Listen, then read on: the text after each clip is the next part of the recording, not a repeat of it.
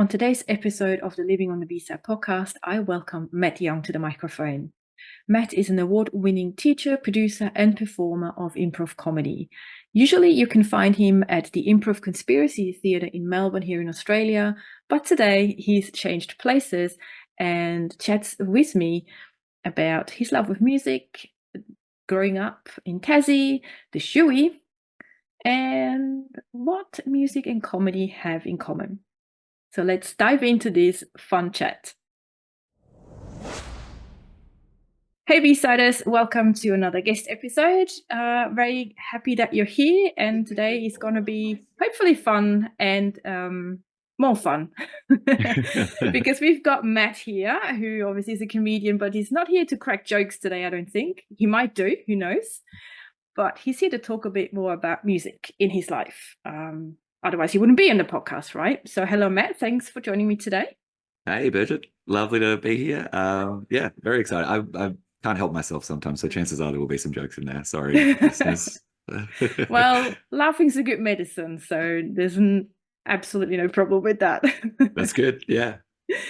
Now, Matt, let's start off. I'm interested to know, you're obviously a comedian and you help, from what I understand, others do like improvisation and, feel a bit more comfortable just standing there and doing whatever they do. Music, how does that kind of fit into the whole scheme of things? Comedian music?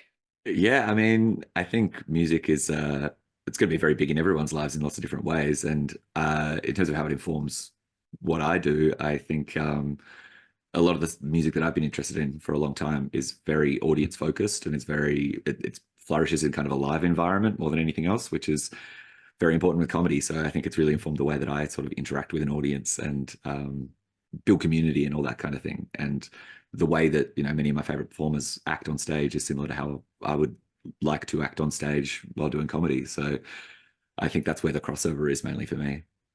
Yeah, because that's sort of a question that I've been pondering a lot before we hopped on this call together. It's like what's the connection between comedy and music? And you just mentioned like how you are on stage, how you interact with the audience. Do you see similarities there? Because I know you're an avid music lover, concert goer, have done in the past. So what kind of similarities do you see there? Yeah, I mean, I'm a real big fan of punk music and went to a lot of gigs back in the day, which were in like really small, 50-person pubs with sticky floors and all that kind of thing. And Best thing. yeah, absolute joy. And the artists are getting on and off the stage and they're dancing around with everyone else, or they're crowd surfing or getting on top of people, and you're interacting before and after the show. You're buying merch from them at the merch desk afterwards, so you get a chance to talk to the people. And I think that's the vibe that I most think of in terms of performance. Like every show that me and my mate Barney do, we always, like, I open every show, I want to high five everyone in the audience, and sometimes we'll get off stage, perform in the crowd, try and use the space as much as possible. And I think a huge amount of that is informed by what I've seen at the Brisbane Hotel in Hobart in 2009. Seeing those people that you really admire that are just sort of walking around, and you think, oh wow, these guys are so creative and incredible, and then they're just there with you. I think that's really important. You just mentioned back in Hobart and everything. Do you want to dive into a little bit more of that? Because it to me, it appears has shaped a lot of who you are and how you conduct yourself as a person, and obviously with your comedy. Tell us a bit more about that time. What's been happening there? I mean, I was a big, I guess in like high school, sort of year 9, I was sort of a real like emo kid, really into hardcore and Fall Out Boy and all those sort of emo bands, all that sort of thing. And my sister actually was dating a guy who was in a local hardcore band. And so we started going to all these shows, like underage gigs, at typically the Brisbane Hotel. That was like the big place in Tassie. I don't think it functions as a band room anymore, sadly, but just going to those places and seeing sort of people hardcore dancing and moshing and screaming their lungs out and all that kind of stuff, that really and that was sort of my weekends for 3-4 years until I left for Tasmania for Melbourne in 2016. So I spent a lot of time in those sort of spaces and going to house shows, people playing gigs in living rooms and lounge rooms, and yeah, that sort of the expressiveness of it and the kind of rawness of all that sort of stuff, I think that had a real impact on me. Um, I think especially when you're growing up, you're sort of trying to find your way in the world anyway, and then you come across things like that where you actually experience, an artist up close and personal, so to speak. I mm, guess that really kind of shapes you in a way and lets you experience emotions and moments that yeah, you just totally. can't forget about. And Yeah, absolutely not. And that was such a gateway through to like learning about new music. I learned so much new music from this guy's Alex Hines was his name. He was in the frontman for a band called Silent Majority and then another one called Explosions, both sadly defunct. But I learned about so much new music through him. And there's a label in based in Melbourne called Poison City, and they released so much music. I think he won a competition and got a bunch of CDs from them or something. So I was borrowing all these CDs and learning about all these bands that I just absolutely adored. And you listen to them as a teenager and you idolize these people and you think they're incredible, and the next thing you know, uh, you're seeing them like a 50 person room the following week, and you're up there in front of them and you think, oh my god, like that's the person that sung all this stuff that affected me so much, and you're right there in front of me. um, yeah, it very very much formed a lot for me. There was this one band, the Smith Street Band. They're a Melbourne based band, and yeah, I really got obsessed with their music early on, and then I was seeing them all the time. Just and yeah, saw them at house shows, buying merch off them. It was so incredible to have this. I listened to a lot of different music, and there were a lot of bands that I've just absolutely adored. But this one, I was like, this really struck a chord with me. And then yeah, getting to actually interact with them was mm, huge. why do you think that specific band really hit you so much? Do you remember Uh, why? Can you sort Yeah, of? I mean, they the lead singer Will Wagner sings in a very like authentic Australian voice. It's very unpolished. His writing style is very like sort of Paul Kelly meets the Mountain Goats meets Bright Eyes, like all of these influences that I also adored. You could sort of see them all through this lens of like a young Australian man, and I was like, oh my god, this is. I had the feeling that if I were to be writing music, this is what I would want to write music like, kind of. And Oh, I think okay. that's what was really, really affecting for me. Mm. Yeah, and he was just very open and honest, largely speaking. And yeah, that sort of expressiveness, I guess, was very. I was at a private all boys school, and that sort of like emotional vulnerability and everything was kind of unheard of. So I think it was, yeah, it really struck a chord. Mm. Yeah, that's interesting. Yeah, I love that. And I'm just thinking back to those days. I mean, obviously here in Australia, the pub crawls and all that kind of stuff, Yeah, I've seen documentaries about like In Excess and all that. They all started like in pubs and stuff. yeah, big time. That's something kind of where I'm coming from. Back in Switzerland, that's not necessarily how it works. We were lucky if we could get to see him like in a smaller venue of like a few hundred. That Yeah, was so. I love this idea of having um, this person or this artist you really love, sort of right there. I mean, yeah, yeah, that's so hard to imagine these days. Could you imagine yeah. like someone like Taylor Swift, for example, just doing like a show like that? I don't know. Yeah, I mean, I think I was lucky as well that I was so infatuated with this like gaggle of artists that weren't global scale, and Mm. I probably got like a certain sense of pride out of that as well, thinking that I was kind of on the fringes. And I remember I once went to a gig because they sort of me and my friend Jono, we always used to go to these mystery band gigs and we absolutely adored them. And then a few years later, like they started getting songs on the Hottest 100 and stuff. And we went to another gig at the Brisbane Hotel, and this one, was absolutely packed. People were just filling the place, and me and Jono ran into like a bunch of the jocks from our high school, like guys that we didn't get along with back in the day, and that would kind of probably thought that we were weird and dweebs and all that sort of stuff. And now they were at a gig for a band that we really loved. And I remember we got this like we felt so snobby about it. So we're like, we've been here for years, dude. You're Yeah, you're you're yeah, posers. You're on the yeah. bandwagon. Um, Exactly. Yeah, yeah, yeah, yeah, it was very funny. yeah. Sort of looking back at when I was growing up, I do remember there were like groups of people who sort of were on the fringes. I don't know if that's a nice way of describing it, but yeah, so it was, and I guess in a way I was too, because at that point, sort of hard rock, heavy metal and all that was really in, and me and my friends walking around with leather jackets and the boots and everything. And I Yeah. remember some people sort of looked at us like, what the heck are you doing? But Yep. we loved it. We didn't Yeah, give a exactly. crap, Sorry, Yeah, but and that's the truth. So. yeah, you're part of your community. That's your tribe, all that sort of thing. Me and all my friends, Exactly. we used to, straighten our hair every day, all that kind of stuff. It was we looked ridiculous. I bet if you go through photos from back in those days, you go, "Oh my god, what did I do to myself?" Yeah, I've got a few that I bring out that I have sort of ready to go whenever anyone asks. They're terrible. They're very embarrassing. But I think in a way, having those memories, I cherish them because you just can't experience anything like that really anymore. So Yeah, how yeah. do you explain to someone who has never experienced that what that's like? How do you do that? How do you explain what it's like? I don't know. Yeah. I guess it is. I think the best way is to show them, I still love live music and going to live music all the time. I went to see actually one of the bands that we always used to watch down at the Briz was a band called Luca Brasi, and they're from Launceston in Tasmania. So they're like a very Tasmanian act. And I used to go see them with all my friends. And last weekend they were playing in Melbourne at a theatre, like it was Northcote Theatre. It was a huge gig. And I ran into one of my like friends that I haven't seen for like a decade, who I used to go to these gigs with there, and I just regressed immediately and was like getting around, moshing, jumping on the crowd, all that sort of stuff. It was an absolute blast. But I think that's the best way to explain any of that vibe Mm. to anyone, is just to take them to a show, and Mm.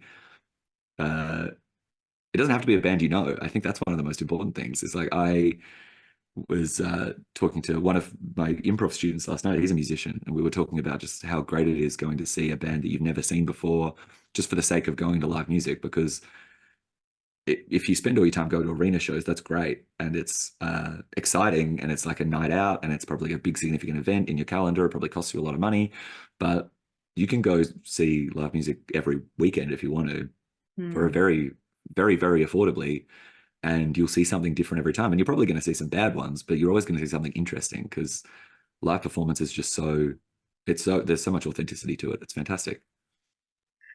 That just got me thinking when after the pandemic and everything, there Mm. was this talk, and I don't know how true it is. That's why I'm asking you, because you're obviously still involved in that scene quite a bit. All these live performances that obviously includes the comedy, I guess to a certain degree, I would think. Yeah, yeah, big time. Is that still very popular, or is it becoming popular again, or has it ever lost its? Yeah, I mean, the pandemic was brutal for live comedy. Mm. We were making sketch shows on webcam and like streaming them live every Mm. month, that kind of stuff. Just anything you could do to try and stay active. But uh, when you got back into performing live, it was phenomenal. Except it took so long for, obviously we were all chomping at the bit to get back on stage. Mm. Audiences weren't as keen. So some people were really keen to come out and see comedy again, but it was, the audiences Mm. were way smaller for a long time. The Melbourne International Comedy Festival was, I remember the first year back, it felt like the festival was mainly for the performers. Like it was just sort of to get everyone back Mm. in the groove. But the crowds were really thin. And I think it's probably taken 2 or 3 years. Like this year, I think was the first time that I've seen the festival in recent memory that was like, oh, cool, like it's back at full strength. Like Mm. the crowds are out, shows are full, everyone's interested, the vibe is back. But it's been a long time recovering, I think. Mm. I guess that goes for the music scene as well. Yeah, I'd say so. I And the think music so. scene, I know I think they're probably having it worse, to be honest. There's the Mm. festivals that are shutting down and all that sort of stuff. So I think they're having a much harder time of it. Mm. Yeah, Mm. festivals do. I don't know about you, but festivals were huge when I was growing up. That Yeah, was like, absolutely. Yeah. as a youngster, if you could say, I'm away from home for like 2 nights straight and Yeah. just surrounded by music, and even better if it's raining. Yeah, absolutely. The muds, and oh, that was an experience of a lifetime. But Yeah, yeah, we had the like Falls Festival down in Tasmania, which was, I think it's recently, I don't know if it's shut up shop completely or if they stopped doing it in Tassie or what's happened, but that was like a rite of passage for Tasmanian children, no, not children, Tasmanian teens every year, like to yeah. spend your New Year's at Falls, and you spend 4 days or something like that in, yeah, the mud and the rain, and you're near the beach and you're all camping in tents and seeing Oh, bands that you've never really heard of, but it's an absolute it's just the most fun part of the year. You're absolutely Hmm. exhausted by the end of it, but my God, like so many Yeah. of my best memories are from that festival. Yeah. Yeah. Again, how do you describe that? You have to just drag someone along and say you got to experience it. Otherwise, it's really hard to Yeah, describe because it just I, really kind of shapes you as well in a way. big time. And You there's just, so much. I think, yeah, again with live music, whether it's at a festival or a single show, there's just so much stuff that happens that you can just never anticipate or expect. So you can kind of describe it. You're like, oh yeah, it's a festival. You camp. You're probably going to spend a lot of time eating and drinking and hanging out with friends and watching shows. But like the specifics of that and how it feels, like you can't. It's no, very hard to put that into words. you can't. You really can't. We could probably talk more about festivals and stuff like that. But I want to throw a question at you about Sure. how do you think music is beneficial for you or maybe for others as well? Wow. In terms of how it's beneficial, Yeah. I think again, there's like countless ways. Like it's Mm. so. I remember I worked at a primary school for a while, Hmm. and one of the teachers there, I think she'd seen it in a seminar or something, and I remember her telling me that there's only like a couple of things that can really change your mood, and one of them is music. Like, and I'm sure she had some science behind it, but I've taken it as gospel, and I think it's one of the best ways to, if you're in a rut or if you just want to change how you feel in any given situation, you can just change your soundtrack. And you can't guarantee it's going to work in a certain way, but it'll definitely change something. I think there's soundtracking your life. I think is such a you can give yourself a crazy benefit for that. You can inspire you or calm you down or put you to Yeah. sleep or Make you yeah angry. yeah well yeah it can like if you and sometimes if you feel angry you want to listen to like more angry stuff so you feel it like pumps you up you max out Yeah. on anger Yeah. um yeah I think just the general emotional benefits of actually listening to music, I think, are huge. Mm. But then also like the community and the inspiration you can get from actually seeing it and Mm. listening to it. Yeah. Yeah, I think the Yeah. creative benefits are huge. Yeah. It's and that's the other thing. I mean, music for me comes kind of with community. Yeah, yeah, big You time. can't separate the two. Because obviously there's fan bases and then you meet like-minded people and Yeah, so yeah, I think one of the benefits definitely is you meet other people, you I, connect, and that's I, crucial for us human beings. big time. I had, like I was saying, that gig I went to on Friday. I went with my friend Jono, who I've been seeing this band with for ages. But he's Mm. much more of a fan of them nowadays than I am. I still just want to hear the songs they released in 2009, you know? But Yep. he's across all their new stuff. But I'm still going to go to that show because it's really important to my bond with Jono. And like I had an ex-girlfriend from high school send me a TikTok yesterday about a band that we listened to back then. Like I haven't talked to her for she's gotten married. I haven't talked to her for God knows how long, but she sent me a TikTok about La Dispute because it was something that was important to us at the time. And it was like again, that connection with music is just unbelievable. Mm. Yeah. Yeah. Do you see and I know we've touched on that when we first started talking today, but do you see is that what you're kind of trying to do with your comedy, I think? Take that from music and make people want to be part of what you do? Yeah. I mean, that would be ideal. Like Mm-hmm. you want people to walk away from a show and feel like and I mean this is the thing I love about improv is that you walk away from a show and you are never ever going to see that show again. It is gone, it's dead, it hasn't been recorded. It's you are if you're in that room, you're the only people in the world who have ever experienced that show. And you want people to walk away from that feeling like that was significant or Mm-hmm. exciting and they remember it and they remember who they went with and they want to bring other people and they want to be like so much improv you walk out of a show whether you're performing or watching it and someone will be like how was the show and you'll be like it's good and they'll be like what happened you're like I don't know uh, or you'll try to explain it and it sounds like absolute gobbledygook because it's just like it was funny because it Yeah. happened in that room. Yeah. um and outside of that it just sounds like you're describing the fever dreams of a madman, and then so Yeah. encouraging people to come to that space and see it live and actually experience it, I Mm. think it's Yeah. yeah, it's a phenomenal feeling. I think that's really such a common thing for both what you do and obviously what music is. Mm. So you make me curious now. I might have to do a trip into Melbourne one of these Oh, days. please, you'll be more than welcome. I'll put you on the door whenever you want to come in. Oh, thank you. God, I tell you, I've not been out into Melbourne since the pandemic, so told an other story, I think. Yeah, I bet. Now, one thing you wrote down when you filled out the questions for coming on was, and honestly, I've never consciously even recognized this, the whole shoey thing. Oh, yeah. Now, anyone who doesn't know, can you sort of just try to tell people what this is? Because I had to Sure. read it up myself. I'm like, okay, I get it, sort of. Okay, so the shoey is a atrocious Australian tradition where people are encouraged to drink beer out of a shoe. Um, and it's spread far and wide. It was really popular in, yeah, like the punk scene for a long time. I think a lot of surfers and stuff did it, but it's made its way to like a lot of Australian sportsmen on like the world stage will do it. Daniel Ricciardo, an F1 driver, he's sort of got a lot of credit for bringing the shoey and forcing others to do shoeys in Formula One.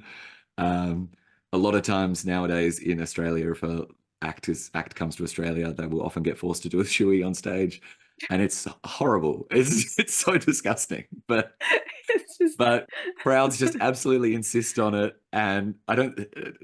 There's no way anyone enjoys it. But I can't imagine it either. I just, yeah, I've not heard of it before. So that was going down a bit of a rabbit hole when I started yeah, reading up on it and watching videos. I'm like, oh my God, okay. No. there was actually a show called there was a festival called All Tomorrow's Parties, I think years ago, Uh-huh. like in New York or something. It was a huge festival, and then there was a Poison City punk show festival in I was actually in Tassie at the Brisbane called All Tomorrow's Shoeys instead, and it was just all these bands who were really on the shoey train and were really on board with it, and everyone was probably doing a shoey at some point. And yeah, yeah, I sent there was that article, that junkie article about the origin of the shoey, and I had a friend send that to me years ago when it first came out. It came out in like 2017 or something, and he Hmm. sent it to me because he was like, Matt, these are like three of these are your shoe, and like the seminal shoeys that defined the shoey history. I was like, yeah, those were my shoes, dude. Oh, Just yeah. Don't get ideas I for don't your know if I'm comedy stand-up thing, though. yeah, I don't know if I'm proud of that or ashamed of that. I'm not sure, but Yeah, it's but interesting at minimum. yeah, exactly. And that's part of the whole being there thing, you just do Well, it. again, I can describe a shoey to you, and you're like, "That's foul. That's awful. I don't want that." But if you're at a concert and someone starts drinking beer out of a shoe, or if someone says, "Someone throw me a shoe," you're like, "Yeah, like I'll take my shoe off. I'll ruin my shoe." Like Yeah, I did it a big day out, like a big full day festival, yeah. and I threw my shoe on stage. It got filled with beer. The beer got drank. I got the shoe back, and now I have to wear a wet shoe for the rest of the day. Like it's not worth it, but you feel It's compelled in the it's moment. kind of funny in a not funny way. Yeah. Yeah. You Yeah, just so have to be there. that's but it's to me that is kind of interesting because I know it seems like every country or whatever has their own thing. I know, for example, in Switzerland, I don't know if they still do it now. That's way back when I was younger, but they used Yeah. to, when the artist stopped, they used to do like ooh like that. Yeah, for sure. And I remember so many artists just stood on stage and went, "What is going on here?" What the hell is this? Yeah. Exactly. But then if someone like Brian Adams, who came like almost every year at that point, he was like, "When are you going to do it?" Because he remembered after a while, and he joined in the band. So it's like these little traditions, I guess that's I would say every Yeah, country would have. So the shoe is probably an Australian thing. So there you go. exactly. I mean, I can't remember who it was. Cannot remember who it was, but I saw a band recently and they were like, all right, I mean, I guess now's the part of the show where I have to do a shoey or whatever. And the audience was kind of like, you don't have to, man. Like, but they'd obviously learned that they were like, oh yeah, if I'm in Australia, this is a thing I've got to do. So they Oh pulled it dear off, me. which is great. Yeah, I think That's it our also. reputation. Oh dear. Well, I can't say that's worse. I don't know what's worse. So Yeah, I don't know. drinking out of your Yeah, own shoe. Anyway, I just thought I'd bring that up because I think a lot of people probably don't know about it or maybe heard of it, but coming straight from someone who's been there and done it several times is probably always yeah, better than from someone like yeah. me. So It's great if you want to get, athlete's foot in your mouth. oh That's God, stop. Oh no. Oh, let's not go there. let's not. Let's move on. No, we'll keep it clean now.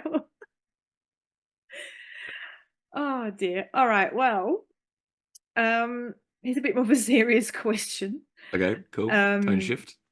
Time to shift. Yep. Very Yeah, subtle as well. nice. Not really. Um, this is a question I ask every guest I have on, and it's also on the questions I ask. Hmm.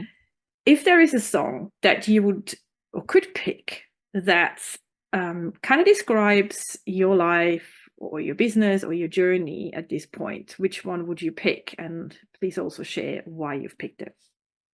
Yeah, I had a hard time with this one because I have a lot of favorite songs and I wasn't really Mm. sure. Um, and I also have a very eclectic life, so I wasn't sure what narrowed it down that much. But I just picked one of my favorite songs that I ever listened to, and I think it's my favorite song because I resonate with it a lot. But yeah, it's "Spooky Scary" by Spraynard, Mm. and they're like a pop punk band, a bit of a skatey punk band. And it's a song that I listen to whenever I'm down in the dumps, and it's kind of about the how life has a lot of ups and downs, and sometimes you don't want to do anything, but it has a very sort of positive posy punk message to it about being like, no matter what, get out of bed, whether you like it or not. Like there's so much to be done, there's so Mm. much to experience. Life is short. I think I say, in a blink of an eye, we'll be waiting to die in a retirement home in Florida or something. And they're American, obviously, but Yeah. old age is just around the corner. So Mm. get get out there and try everything you want to try, and take a lot of stupid risks. Get hurt, get back up. I Yeah. love that. Mm. Yes, I love that message. I Mm. love that. And it's funny that I going through different guests along the way, obviously. That seems to be a bit of a similar kind of sort of Yeah, sentiment that a lot of people get out of their favorite song is, just get out of bed, don't waste your life away. yeah. I think and again, going back to like how the power that music can have on changing your mood and that kind of stuff. I'm not surprised that that's a song that people come back to or a type Yeah. of song that people come back to because it's so good. And I'm so glad that I have kind of one on lock that I know that whenever like sometimes I'll be like, you need to listen to this song. Like that's sort of the thought. I'm like, and I know that if I listen to that song, it will change my entire mood and Yeah. get me moving again. Yeah. Go and check it out. I did. Never heard it Yeah, before, but it was great fun. track. It's a It fun was song. fun. It's a fun song. It's a fun Yeah. album. Yeah. They're good. Hopefully whoever listens to it will like it too. Yeah, Um, fingers crossed. Fingers crossed. Cool. Well, I think we've covered some really fun stuff. Yeah, this Um, has been great. yeah. Now I kind of leave the floor to you. You can improvise a little bit if you like, because you're good at it. Is there Sure. anything you want to, anyone who's tuning in today to take away? Is there anything apart from obviously a message from your song, which is a great message? Is there anything Sure. else that you want to share? I mean, support live music, support live comedy. Go see live stuff because, like I say, you never know what's going to happen. Me and my mate Barney, we do a show once a month at the Improv Conspiracy Mm-hmm. Theatre. It's called Cool and Smart. If you want to come check that out, you're more than welcome to. Um, there's also going to be a big improv festival at that theatre in August called the Defrost Festival. It's the biggest improv comedy festival in the Southern Hemisphere. So um, come check that out. It's going to be really exciting and a great opportunity to see authentic performance in the moment and see people Mm. really flying by the seat of their pants, which is always, always, always exciting. So I'd encourage you Great. to do that. Yeah. Excellent. Yeah, I'll put all the details in the episode description to go and have a look Cool. there. And I think, yeah, obviously comedy and music have a lot in common. They're there They to do. make people happy, forget life for a little while, and hopefully That's involve them it. in the whole process. So I loved our conversation, and I hope you Cool. B-siders loved it as well. Thanks so much, Matt, for coming on. I enjoyed it. Made me laugh. Thank you for having me. Yeah, my pleasure. And I think we're gonna say goodbye. I hope you enjoyed this episode. Yeah, get in touch if you have any questions or if you want to go to one of Matt's shows. Find the details, as I said, in the description. Otherwise, Thanks for tuning in, B-Siders. I'll be back with you guys very soon. Until then, much music and love as always. Until then, bye.